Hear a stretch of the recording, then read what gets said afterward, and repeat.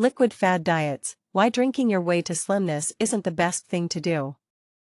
So many people in our country are overweight that the problem has been described as an epidemic.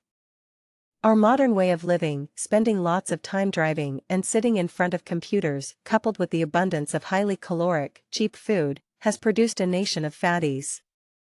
The problem shows no sign of abating, and individuals, rather than facing the fact that they need to discipline themselves to eat healthily and exercise, are choosing fad diets to combat the problem. A popular approach has been the liquid diet, in which dieters limit themselves to wacky concoctions such as maple syrup, cayenne, and lemon juice to burn fat. Other dieters waste money and compromise their health buying liquid meal replacements in an effort to drop the pounds. Let's examine why these measures are futile. Weight loss does occur on a liquid diet. The dieter, desperate to believe that she's finally found the secret to losing weight, attributes her weight loss to some magical combination of ingredients. Or she believes the marketing propaganda distributed by the manufacturer of the liquid diet, which says that the product promotes weight loss because it affects hormones or metabolism, or some other nonsense. The fact is, she loses weight because she has restricted calories.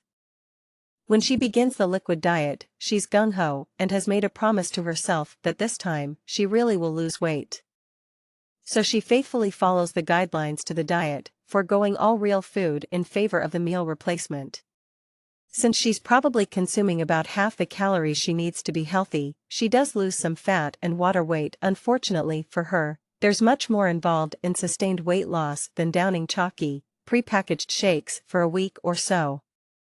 The liquid diets don't provide the nutrients her body needs for long-term health and stamina.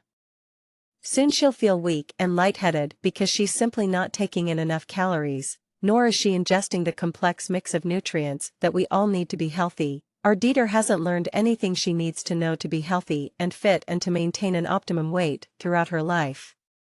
She hasn't learned how to choose a moderate, well-balanced menu that includes lean protein, complex carbohydrates, and plenty of produce. She hasn't learned to recognize and satiate hunger with reasonably sized portions of nutritious foods. She hasn't learned that she can occasionally indulge in treats because they taste good and are satisfying. Instead, she's taking the all-or-nothing approach, which simply is not how our bodies were designed to function. The dieter who loses weight on a liquid diet will soon miss the satisfying crunch of raw vegetables, the delightfully creamy texture of real cheese, the smoky smell of a hamburger right off the grill, and the chewiness of freshly baked bread. It won't be long before the liquid diet will be abandoned.